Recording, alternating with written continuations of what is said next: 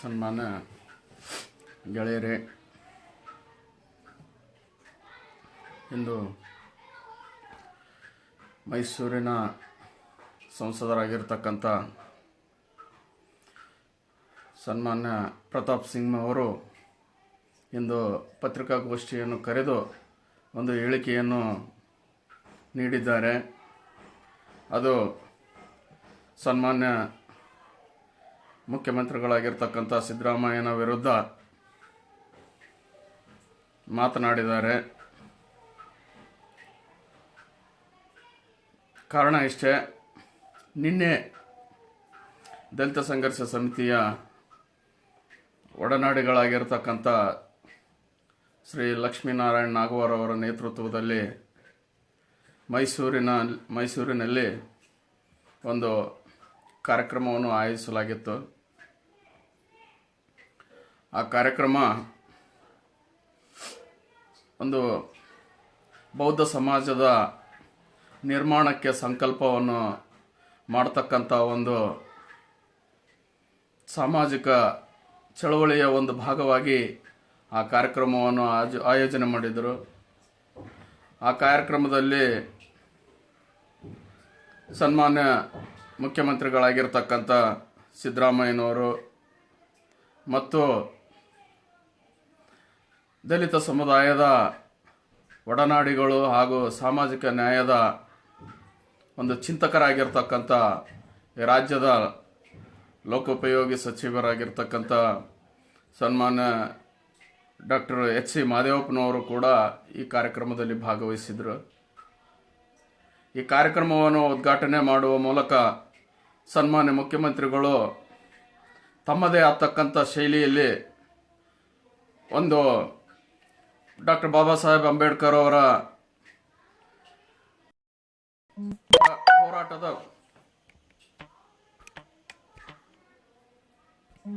ಹೋರಾಟದ ಬಗ್ಗೆ ತಮ್ಮ ವಿಚಾರಗಳನ್ನು ಹಂಚಿಕೊಂಡರು. ತಮ್ಮ ಜೀವನದ ಈ ಸಮಾಜದಲ್ಲಿ ಯಾವ ರೀತಿಯಾದಂಥ ವ್ಯವಸ್ಥೆ ಇದೆ, ಆ ವ್ಯವಸ್ಥೆ ಹುಟ್ಟಾಕಿದಂಥವ್ರು ಯಾರು, ಯಾಕೆ ಅಂತಕ್ಕಂಥ ಎಲ್ಲ ತಮ್ಮ ಜೀವನದಲ್ಲಿ ನಡೆದಿರತಕ್ಕಂಥ ಘಟನೆಗಳನ್ನು ಉದಾಹರಿಸುವ ಮೂಲಕ ಇವತ್ತು ಒಂದು ತಮ್ಮ ಅನುಭವಗಳನ್ನು ಹಂಚಿಕೊಂಡರು. ಡಾಕ್ಟರ್ ಬಾಬಾ ಸಾಹೇಬ್ ಅಂಬೇಡ್ಕರ್ ಅವರ ಹೋರಾಟದ ದಿನಗಳಲ್ಲಿ ಹಿಂದುತ್ವವಾದಿಗಳು ಅವರನ್ನು ಕಾಡಿರ್ತಕ್ಕಂಥ ಯಾವ ರೀತಿ ಕಾಟ ಕೊಟ್ಟರು, ಯಾವ ರೀತಿ ಶೋಷಣೆ ಮಾಡಿದರು, ಯಾವ ರೀತಿ ಅನ್ಯಾಯ ಮಾಡಿದರು, ಅವರ ಹೋರಾಟಗಳಿಗೆ ಯಾವ ರೀತಿಯಾಗಿ ಒಂದು ಅಡೆತಡೆಗಳನ್ನು ಉಂಟು ಮಾಡಿದರು ಈ ದೇಶದ ಕೋಮು ಶಕ್ತಿಗಳು ಅಂತಕ್ಕಂಥ ಸಂದರ್ಭದಲ್ಲಿ ಒಂದು ಎಲ್ಲ ಉದಾಹರಣೆಗಳನ್ನು ವಿವರಿಸ್ತಾ ಹೋದರು. ಆ ಕಾರಣದಿಂದ ಒಂದು ಸಂದರ್ಭದಲ್ಲಿ ಹೇಳ್ತಕ್ಕಂಥ ಮಾತನಾಡುತ್ತಾ ಒಂದು ಸಂದರ್ಭದಲ್ಲಿ ಸಿದ್ದರಾಮಯ್ಯನವರು ಹೇಳ್ತಾರೆ, ಬಾಬಾ ಸಾಹೇಬ್ ಅಂಬೇಡ್ಕರ್ ಅವರನ್ನು ಕುರಿತು ಮಹಾಡ್ಕೆರೆಯ ಹೋರಾಟವನ್ನು ನೆನಪಿಸ್ಕೊಳ್ತಾರೆ. ಅಲ್ಲಿ ಯಾವ ರೀತಿಯಾಗಿ ಒಂದು ಸಾಮಾಜಿಕ ಹೋರಾಟಕ್ಕೆ ಅಡೆತಡೆಗಳು ಉಂಟಾದವು ಅಂತಕ್ಕಂಥ ಸಂದರ್ಭದಲ್ಲಿ ಅದನ್ನು ಕೂಡ ನೆನಪಿಸ್ಕೊಳ್ತಾರೆ. ಹೇಳುತ್ತಾ ಈ ಧಾರ್ಮಿಕವಾಗಿ ಮನುಷ್ಯ ಇವತ್ತು ಪ್ರಾಣಿ ಪಕ್ಷಿಗಳಿಗೆ ಕೂಡ ಎಲ್ಲಿ ಬೇಕಾದ್ರೂ ಹೋಗ್ಬೋದು, ಯಾವ ಕೆರೆಯಲ್ಲಿ ನೀರು ಕುಡಿಬಹುದು, ಯಾವ ಮರದಲ್ಲಿ ಬೇಕಾದ್ರೂ ಕೂತ್ಕೋಬಹುದು, ಯಾವ ದೇವಸ್ಥಾನದಲ್ಲಿ ಬೇಕಾದ್ರೂ ಹೋಗ್ಬೋದು. ಆದರೆ ಈ ದೇಶದ ಧರ್ಮ ಮನುಷ್ಯನನ್ನಾಗಿ ಇವತ್ತು ಮನುಷ್ಯನನ್ನಾಗಿ ಕಾಣದೇ ಇರತಕ್ಕಂಥ ಒಂದು ಧರ್ಮ, ಅದು ಧರ್ಮವೇ ಅಲ್ಲ. ಆದ್ದರಿಂದ ಬಾಬಾ ಸಾಹೇಬ್ ಅಂಬೇಡ್ಕರ್ ಅವರು ಈ ದೇಶದ ಧರ್ಮವನ್ನು ಶುದ್ಧೀಕರಣ ಮಾಡೋದಕ್ಕಾಗಿ ಇಡೀ ಜೀವನ ಪರ್ಯಂತ ಹೋರಾಟ ಮಾಡಿದರು ಅಂತಕ್ಕಂಥ ಮಾತನ್ನು ಹೇಳಿದರು. ಇದರಲ್ಲಿ ಯಾವುದೇ ಸುಳ್ಳು ಅಲ್ಲ. ಇದು ಬಾಬಾ ಸಾಹೇಬ್ ಅಂಬೇಡ್ಕರ್ ಅವರ ಜೀವನದಲ್ಲಿ ನಡೆದಿರತಕ್ಕಂಥ ಸತ್ಯ ಘಟನೆ. ಅಂತ ಒಂದು ಬಾಬಾ ಸಾಹೇಬ್ ಅಂಬೇಡ್ಕರ್ ಅವರ ಒಂದು ಹೋರಾಟವನ್ನು ಮಾಡತಕ್ಕಂಥ ಈ ರಾಜ್ಯದ ಮತ್ತು ಈ ದೇಶದ ಯುವ ಜನತೆಗೆ ಒಂದು ಸಂದೇಶವನ್ನು ಕೊಡ್ತಾರೆ.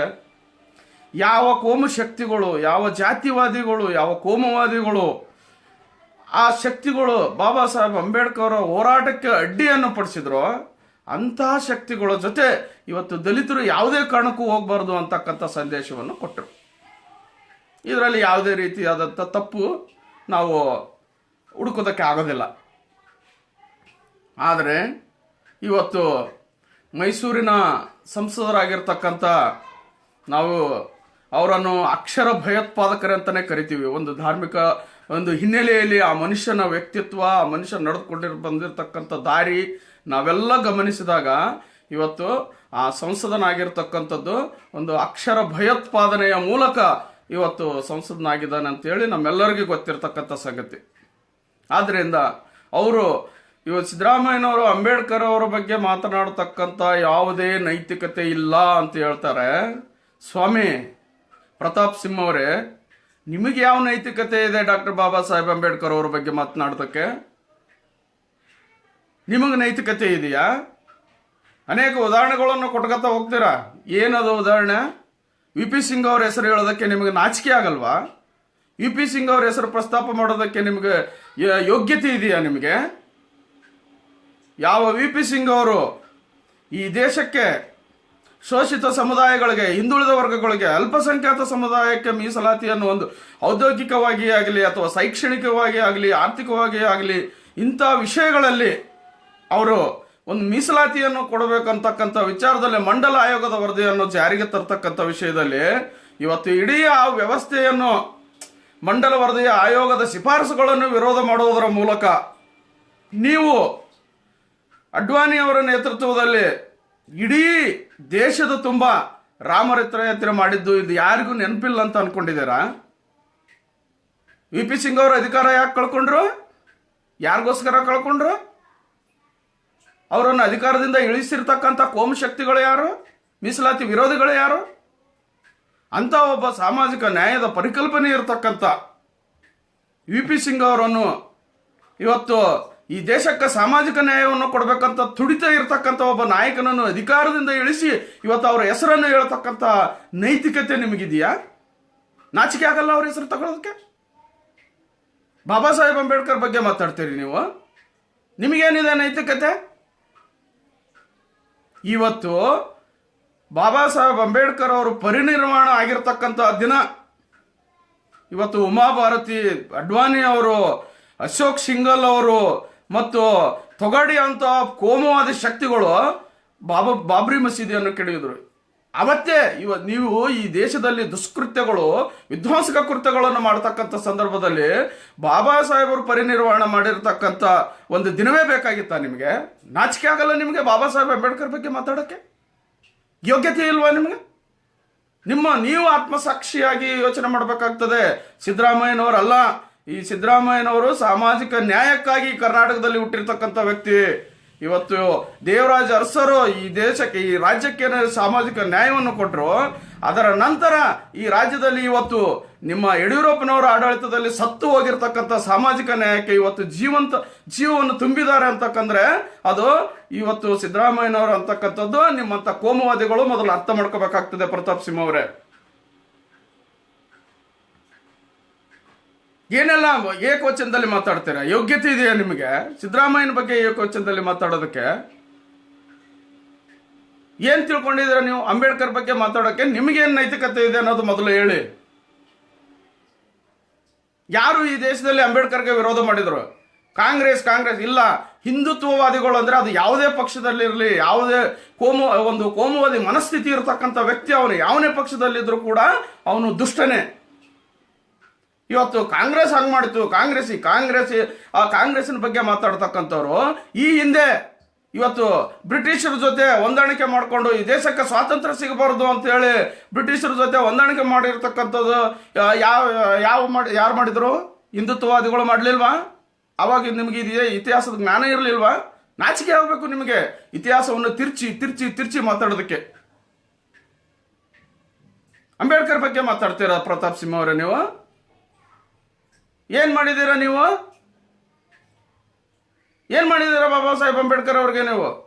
ನಿಮ್ಮ ಸಂತತಿ, ಹಿಂದಿನ ಸಂತತಿ ಕೊಟ್ಟಿರ್ತಕ್ಕಂಥ ಕಾಟ ಇವತ್ತು ನೋಡಿ. ಓದಿ ಇದನ್ನ, ನಿಮಗೆ ಪ್ರತಾಪ್ ಸಿಂಹ ಅವರೇ ಇದನ್ನು ಓದಿ. ಈ ಪುಸ್ತಕಗಳನ್ನು ಜಾತಿ ವಿನಾಶ ಅಂತಕ್ಕಂಥ ಪುಸ್ತಕನ ಓದಿ. ನೀವು ಸಿದ್ದರಾಮಯ್ಯನವ್ರಿಗೆ ಕೇಳ್ತೀರಾ ಯಾವ ಪುಸ್ತಕ ಓದಿದ್ದೀರಾ, ಯಾವ ಗ್ರಂಥ ಓದಿದ್ದೀರಾ, ಅಂಬೇಡ್ಕರ್ ಅವರು ಲೆಕ್ಕ ಕೊಡಿ. ಅವ್ರಿಗಿರ್ತಕ್ಕಂಥ ಸಾಮಾಜಿಕ ಬದ್ಧತೆ ಪ್ರಶ್ನೆ ಮಾಡೋದಕ್ಕೆ ಯೋಗ್ಯತೆ ಇಲ್ಲ ನಿಮಗೆ ಬಿಜೆಪಿಯವರಿಗೆ. ಒಂದು ಯಡಿಯೂರಪ್ಪನಂತ ಒಬ್ಬ ಜಾತಿವಾದಿ ಕೊಳಕು ಮನುಷ್ಯ ಇವತ್ತು ಏನ್ ಮಾಡ್ತಾನೆ ಅಂದ್ರೆ ಉಪಮುಖ್ಯಮಂತ್ರಿ ಆಗಿರ್ತಕ್ಕಂಥ ಒಂದು ಸಂದರ್ಭದಲ್ಲಿ ಒಂದು ಅಧಿಕಾರ ವಹಿಸಿಕೊಂಡು ಕೆಲವು ಕ್ಷಣಗಳಲ್ಲಿ ಈ ದೇಶದ ಸಂವಿಧಾನ ಶಿಲ್ಪಿಯ ಒಂದು ಫೋಟೋವನ್ನು ತನ್ನ ಕೋಣೆಯಿಂದ ಹೊರಗೆ ತೆಗಿತಾನಂತಂದ್ರೆ ನಾಚಿಕೆ ಆಗಲ್ವ ನಿಮ್ಗೆ? ಯಾರು ನಿಮ್ಗೆ ಅಧಿಕಾರ ಕೊಟ್ಟಿರೋದು? ಈ ದೇಶದಲ್ಲಿ ಇವತ್ತು ನೀನೇನಾದ್ರೂ ಅಕ್ಷರ ಭಯೋತ್ಪಾದನೆ ಮಾಡ್ತೀಯ ಅಂದ್ರೆ ಅದು because of doctor Baba Saheb Ambedkar. You should mind it. ಈ ದೇಶದಲ್ಲಿ ಅಂಬೇಡ್ಕರ್ ಅನ್ನು ಹುಟ್ಟದೆ ಹೋಗಿದ್ರೆ ನೀನು ಆತ್ಮಸಾಕ್ಷಿಯಾಗಿ ಹೇಳು, ಈ ರಾಜ್ಯದಲ್ಲಿ ನೀನು ಒಬ್ಬ ಇಷ್ಟೊಂದು ಒಂದು ಅಕ್ಷರದ ಮೂಲಕ ಜನರನ್ನು ದಾರಿ ದಿಕ್ತಪ್ಪಿಸ್ತಕ್ಕಂಥ ಒಂದು ಶಿಕ್ಷಣವನ್ನು ಪಡಿತಾ ಇದೆಯೋ ಇಲ್ವೋ ಅಂತಕ್ಕಂಥದ್ದು. ಅದರ ಜೊತೆಗೆ ಇವತ್ತು ನೀನು ಒಬ್ಬ ಸಂಸದನಾಗಿ ಈ ಸಂಸದನ ಆಗ್ತಿದೆಯಾ ಇಲ್ವೋ ಅಂತಕ್ಕಂಥದ್ದು ನೀನು ಆತ್ಮಸಾಕ್ಷಿಯಾಗಿ ನೀನು ಹೇಳ್ಬೇಕಾಗ್ತದೆ, ಸಿದ್ದರಾಮಯ್ಯನವರಲ್ಲ. ಆ ಕಾರಣದಿಂದಾಗಿ ಇವತ್ತು ಯಡಿಯೂರಪ್ಪನಂತವರು ಒಬ್ಬ ಬಾಬಾ ಸಾಹೇಬ್ ಅಂಬೇಡ್ಕರ್ ಅವರು ಫೋಟೋನ ಆಚೆ ಹಾಕಿರ್ತಕ್ಕಂಥ ಪಕ್ಷದಲ್ಲಿ ಇಟ್ಕೊಂಡು ಅಂಬೇಡ್ಕರ್ ಬಗ್ಗೆ ಮಾತನಾಡೋದಕ್ಕೆ ನಿಮಗೆ ಯೋಗ್ಯತೆ ಬೇಕು, ನಿಮ್ಗೆ ನಾಚಿಕೆ ಆಗಬೇಕು. ಆ ನೈತಿಕತೆ, ಯಾವುದೇ ನೈತಿಕತೆ ನಿಮಗಿಲ್ಲ ಅಂಬೇಡ್ಕರ್ ಬಗ್ಗೆ ಮಾತನಾಡೋದಕ್ಕೆ. ಮತ್ತು ಹಾಗೆ ಸಿದ್ದರಾಮಯ್ಯನವ್ರ ಬಗ್ಗೆ ಮಾತನಾಡೋದಕ್ಕೂ ನಿಮಗೆ ಯೋಗ್ಯತೆ ಇಲ್ಲ. ಆ ಕಾರಣದಿಂದಾಗಿ ಇವತ್ತು ಏನೋ ಪತ್ರಿಕಾಗೋಷ್ಠಿ ಕರೆದು ಈಗ ಒಂದು ಮೈಸೂರು ಜಿಲ್ಲೆಯಲ್ಲಿ ನಡೀತಕ್ಕಂಥ ರಾಜಕಾರಣದ ಇವತ್ತು ನಿನ್ನೆ ಅತ್ಯಂತ ಪರಿಣಾಮಕಾರಿಯಾಗಿ ಭಾಷಣ ಮಾಡಿರ್ತಕ್ಕಂಥ ಮುಖ್ಯಮಂತ್ರಿ ಭಾಷಣಕ್ಕೆ ಇಷ್ಟೊಂದು ತಡಬಡಾಯಿಸಿ ಇವತ್ತು ಒಳ್ಳೆ ಏನೋ ಇದಾಗಿದೆ ಅಂತಕ್ಕಂಥ ಒಂದು ಪತ್ರಿಕಾಗೋಷ್ಠಿಯನ್ನು ಕರೆದು ನೀವು ಮಾತನಾಡ್ತಕ್ಕಂಥ ಮಟ್ಟಕ್ಕೆ ಮುಡ್ತೀರಲ್ಲ, ನಿಮ್ಮ ಯೋಗ್ಯತೆ ಇಷ್ಟರಲ್ಲೇ ಗೊತ್ತಾಗ್ತದೆ ಏನನ್ನೋದು. ಒಂದೇ ಒಂದು ಭಾಷಣದಿಂದ ಇಷ್ಟೊಂದು ತಡಪಡಿಸ್ತಿರಲ್ಲ, ಇನ್ನು ಮುಂದೆ ಇದೆ ನಿಮಗೆ. ಮೈಸೂರು ರಾಜಕಾರಣದಲ್ಲಿ ನೀವೆಲ್ಲ ಏನೋ ಆಗಿದೀವಿ ಅಂತ ಅನ್ಕೊಂಡಿರ್ಬೋದು, ಈ ಮುಂದಿನ ದಿನಗಳಲ್ಲಿ ಕಾಯ್ತಾ ಇರಿ ನೀವು. ಯಾರು ಬಾಬಾ ಸಾಹೇಬ್ ಅಂಬೇಡ್ಕರ್ ಅನ್ಕೊಂಡು ಇವತ್ತು ಕೋಮು ಶಕ್ತಿಗಳ ಜೊತೆ ಕೈ ಜೋಡಿಸಲು ಹೊರಟಿದ್ದಾರೆ, ಅವ್ರಿಗೂ ಕೂಡ ಪಾಠ ಆಗ್ತದೆ.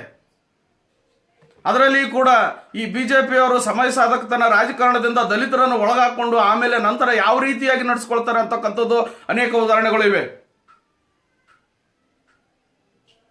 ಇವತ್ತು ಒಬ್ಬ ಬಂಗಾರು ಲಕ್ಷ್ಮಣ್ ಅವರ ಪರಿಸ್ಥಿತಿ ಏನಾಯ್ತು? ಒಂದು ಏಕೈಕ ಒಂದು ರಾಷ್ಟ್ರ ಮಟ್ಟದ ಇದರಲ್ಲಿ ಅವ್ರನ್ನ ಯಾವ ರೀತಿಯಾಗಿ ವ್ಯವಸ್ಥಿತವಾಗಿ ಸಿಕ್ಕಾಕ್ಸಿ ಇವತ್ತು ಅವರ ಜನಪ್ರಿಯತೆಯನ್ನು ಕಡಿಮೆ ಮಾಡಿ ಅವರ ರಾಜಕೀಯ ಜೀವನವನ್ನು ಇವತ್ತು ಅಲ್ಲೋಲಕಲ್ಲ ಮಾಡಿರತಕ್ಕಂಥ ಇತಿಹಾಸ ನಾವು ಕಂಡಿದ್ದೇವೆ. ನಿಮ್ಮಿಂದ ಈ ದಲಿತರು ಉದ್ಧಾರ ಆಗ್ಬೇಕಾಗಿಲ್ಲ. ಅದು ಈ ದೇಶದ ಯಾವ ದಲಿತನೂ ಕೂಡ ಅದನ್ನು ಎಕ್ಸ್ಪೆಕ್ಟ್ ಮಾಡಲ್ಲ.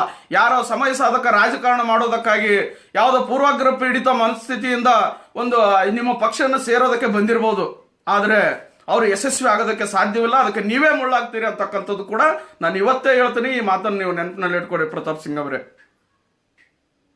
ಆದ್ರಿಂದ ಇವತ್ತು ನಿಮಗೊಂದು ಮನವಿಯನ್ನು ಮಾಡ್ಕೊಳ್ತಾನೆ, ನೀವು ಯಾವುದೇ ರೀತಿಯ ರಾಜಕಾರಣ ಮಾಡಿ, ಆದರೆ ಬಾಬಾ ಸಾಹೇಬ್ ಅಂಬೇಡ್ಕರ್ ಅವರ ಬಗ್ಗೆ ನಿಮ್ಗೆ ಮಾತನಾಡೋದಕ್ಕೆ ಯೋಗ್ಯತೆ ಇಲ್ಲ. ಆದ್ರಿಂದ ಇನ್ನು ಮುಂದೆ ಯಾವುದೇ ಕಾರಣಕ್ಕೂ ನಿಮಗೆ ನೈತಿಕತೆ ಕೂಡ ಇಲ್ಲ. ಆದ್ರಿಂದ ಇವತ್ತು ಯಾವುದೇ ಕಾರಣಕ್ಕೆ ಬಾಬಾ ಸಾಹೇಬ್ ಅಂಬೇಡ್ಕರ್ ಬಗ್ಗೆ ನೀವು ವಿಶ್ಲೇಷಣೆ ಮಾಡ್ತಕ್ಕಂಥ ಅವಶ್ಯಕತೆ ಇಲ್ಲ. ನಮ್ಗೆ ಗೊತ್ತಿದೆ ಬಾಬಾ ಸಾಹೇಬ್ ಅಂಬೇಡ್ಕರ್ ಏನು, ಅವ್ರ ಹೋರಾಟಗಳೇನು, ಅವ್ರ ಚಿಂತನೆಗಳೇನು, ಅವರು ಪ್ರತಿ ಹೆಜ್ಜೆನೂ ನೀವೇನು ಓದಬೇಕಾಗಿಲ್ಲ, ನಾವೆಲ್ಲ ಓದ್ಕೊಂಡಿದ್ದೀವಿ. ಇವತ್ತು ಸಿದ್ದರಾಮಯ್ಯನವರು ಓದ್ಕೊಂಡಿದ್ದಾರೆ, ಮಹದೇವಪ್ಪನವರು ಓದ್ಕೊಂಡಿದ್ದಾರೆ, ನರೇಂದ್ರ ಸ್ವಾಮಿ ಅವರು ಇದ್ರು, ನರೇಂದ್ರ ಸ್ವಾಮಿ ಅವರು ಓದ್ಕೊಂಡಿದ್ದಾರೆ, ಧರ್ಮಸೇನವರು ಓದ್ಕೊಂಡಿದ್ದಾರೆ. ಎಲ್ಲರೂ ಈ ರಾಜ್ಯದಲ್ಲಿ, ಈ ದೇಶದಲ್ಲಿ ವಾಟ್ ಈಸ್ ಬಾಬಾ ಸಾಹೇಬ್ ಅಂಬೇಡ್ಕರ್ ಅನ್ನೋದು ಎಲ್ಲರಿಗೂ ಗೊತ್ತಿದೆ. ನಿಮ್ಮಂತ ಕಮ್ಯುನಲ್ ಎಲಿಮೆಂಟ್ಸ್ಗಳಿಂದ, ನಿಮ್ಮಂತ ಕೋಮುವಾದಿ ಶಕ್ತಿಗಳಿಂದ ನಾವು ಅಂಬೇಡ್ಕರ್ ಬಗ್ಗೆ ಪಾಠ ಕಲಿಯುವಂತ ಅವಶ್ಯಕತೆ ಇಲ್ಲ. ಆದ್ರಿಂದ ನಿಮ್ಮ ಇತಿಮಿತಿಯಲ್ಲಿ ನೀವು ಇರಬೇಕು. ಅದರ ಜೊತೆಗೆ ನೀವು ನಿಮ್ಮ ನೈತಿಕತೆ, ನೀವೇನು ಪ್ರತಿಪಾದನೆ ಮಾಡ್ತಾ ಇದ್ರೆ ಹಿಂದುತ್ವ, ಅದು ಸಂಘರ್ಷ ಇರುತ್ತೆ. ಬಾಬಾ ಸಾಹೇಬ್ ಅಂಬೇಡ್ಕರ್ ಅವರ ತತ್ವ ಮತ್ತು ಒಂದು ಅಂಬೇಡ್ಕರ್ ಅವರ ವಾದ, ಒಂದು ಕಡೆ ಕೋಮುವಾದ, ಇವೆರಡರ ಮಧ್ಯೆ ಈ ಭೂಮಿ ಇರುವವರೆಗೂ ಸತತವಾಗಿ ಯುದ್ಧ ನಡೀತಾನೆ ಇರುತ್ತೆ. ಆ ಯುದ್ಧದಲ್ಲಿ ಯಾರು ಗೆಲ್ತಾರೆ, ಯಾರು ಸೋಲ್ತಾರೆ ಅಂತಕ್ಕಂಥದ್ದು ಈ ಪ್ರಜಾಪ್ರಭುತ್ವ ವ್ಯವಸ್ಥೆ ಮುಂದಿನ ದಿನಗಳಲ್ಲಿ ಉತ್ತರಿಸ್ತದೆ. ಅಲ್ಲಿವರೆಗೆ ನೀವು ಸ್ವಲ್ಪ ತಾಳ್ಮೆಯಿಂದ ಕಾಯ್ಬೇಕಂತೇಳಿ ಈ ಸಂದರ್ಭದಲ್ಲಿ ನಿಮ್ಗೆ ಮನವಿಯನ್ನು ಮಾಡ್ಕೊಳ್ತೇನೆ. ಜೈ ಭೀಮ್.